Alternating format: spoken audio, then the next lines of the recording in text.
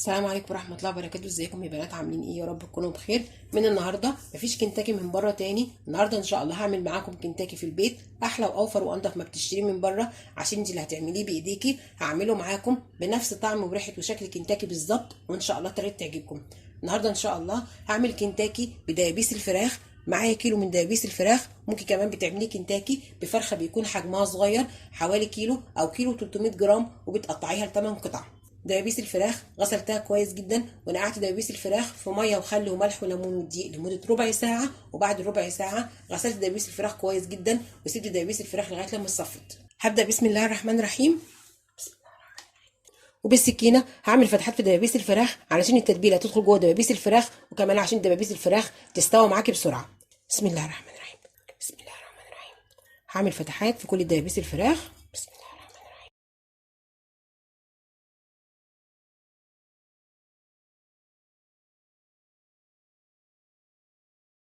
وبعد ما عملت بالسكينه في دبابيس الفراخ كلها فتحات علشان التتبيله تدخل جوه دبابيس الفراخ، وكمان عشان دبابيس الفراخ تستوي معانا بسرعه. وهبدا بسم الله الرحمن الرحيم. واول حاجه هعملها هعمل محلول انقع فيها دبابيس الفراخ عشان تتفتح الانسجه وتستوي معانا بسرعه، وكمان عشان ما يكونش فيها بقايا دم. والمحلول عباره عن رتل ميه، ومعلقه كبيره من الملح، ومعلقه كبيره من السكر، وربع معلقه صغيره من الشطه، ونص معلقه صغيره من الجنزبيل. والجنزبيل هيشيل اي زفاره موجوده في دبابيس الفراخ. هبدا بسم الله الرحمن الرحيم. هحط الملح والسكر والشطه والجنزبيل على الميه. بسم الله الرحمن الرحيم. وهخلط المكونات كلها مع بعضها. بسم الله. خلطت الميه مع السكر والملح والشطه والجنزبيل، وهنزل بدبابيس الفراخ. هحط دبابيس الفراخ في المحلول. بسم الله الرحمن الرحيم.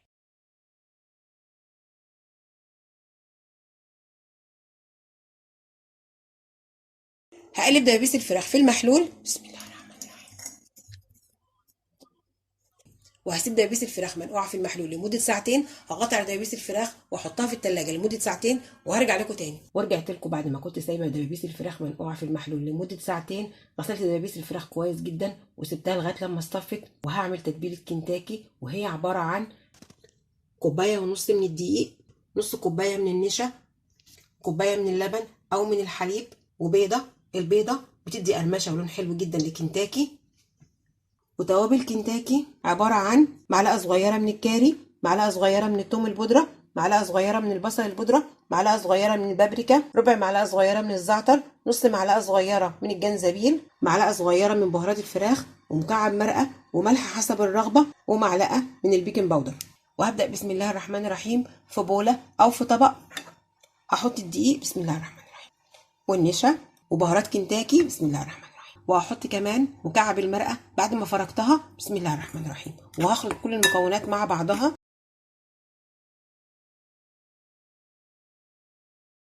وهنزل كمان باللبن. بسم الله الرحمن الرحيم. وهخلط لغايه لما تتكون معايا عجينه شبه عجينه الكريب. بسم الله الرحمن الرحيم.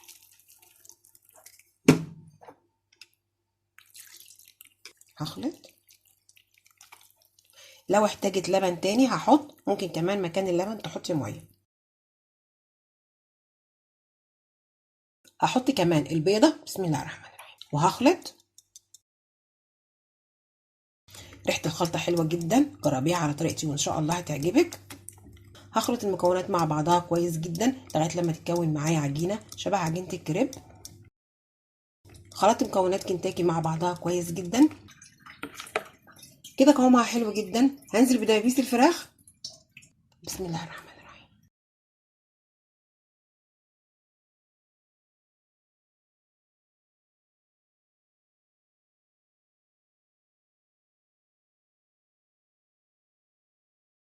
هخلي التتبيله تغطي دبابيس الفراخ.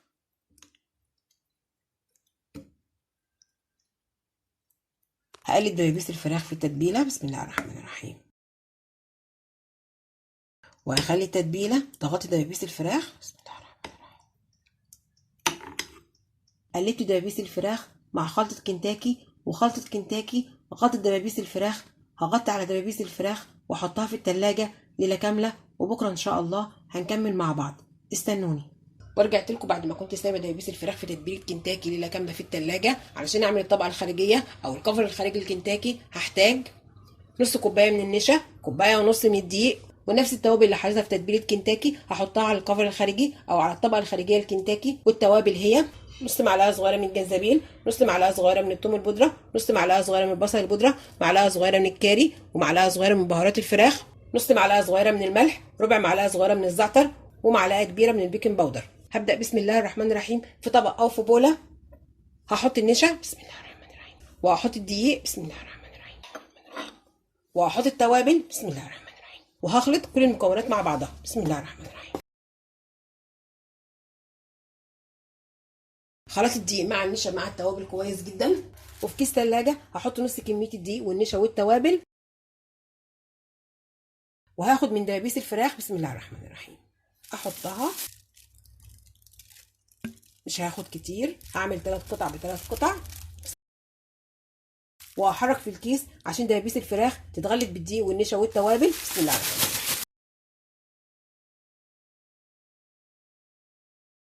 بسم الله الرحمن الرحيم. وبالشكل ده الدبوس اتغلف كله بالدقيق والنشا والتوابل. مش هعمل الكميه كلها مره واحده، هعمل 3 قطع الاول اسويهم، وبعد كده هرجع اعمل 3 قطع تانيين. هاخد ال3 قطع من كنتاكي اسويهم وهرجع اعمل تاني. حطيت في حله زيت غزير يسخن، وهنزل بدبابيس كنتاكي بسم الله الرحمن الرحيم. هسيبه لمده 3 دقايق على نار عاليه، وبعد ال3 دقايق ههدي عليه النار واسيبه لغايه لما يستوى وياخد اللون الذهبي. وهقلب الكنتاكي على الوش الثاني بعد ما اخد اللون الذهبي. بسم الله بسم الله ما شاء الله.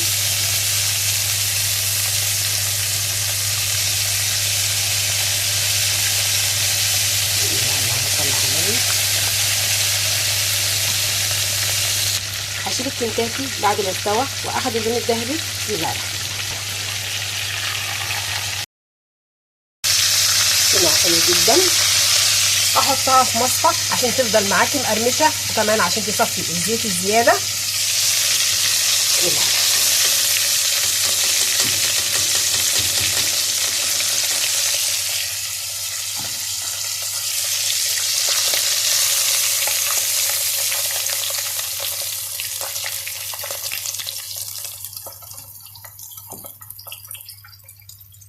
وهعمل 3 قطع تانيين من كنتاكي بسم الله الرحمن الرحيم. احطها في الدقيق والنشا والتوابل بسم الله الرحمن الرحيم.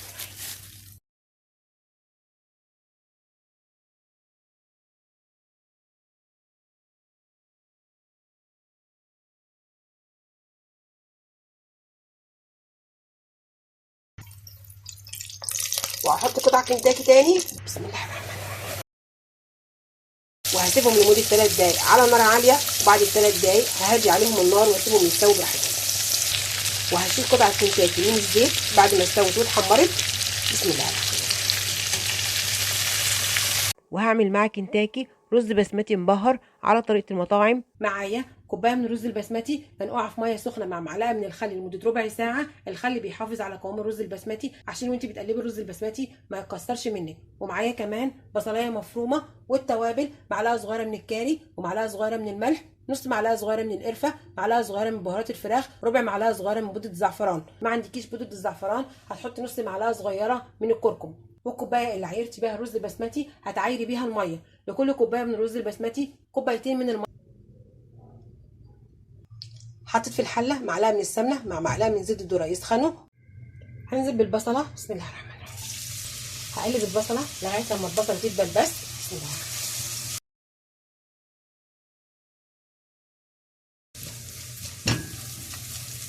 وهنزل بالتوابل تاخد تقليبه مع البصله بسم الله الرحمن الرحيم. وهنزل بكوبايتين الميه بسم الله الرحمن الرحيم.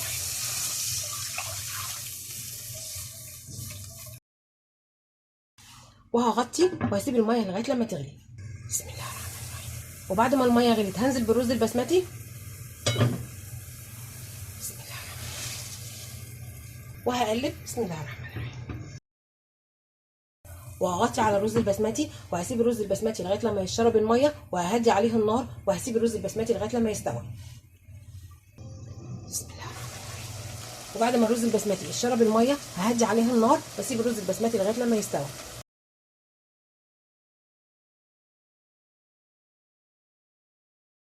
ما تقلبش في الرز البسمتي كتير عشان الرز البسمتي ما يتكسرش، والرز البسمتي ما بياخدش وقت في السوى.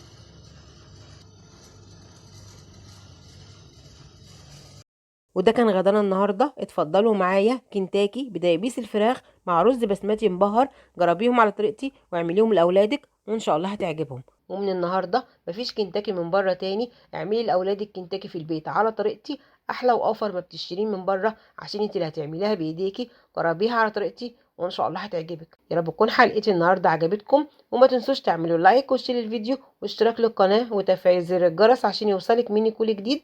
واستنوني في فيديو جديد. السلام عليكم ورحمة الله وبركاته.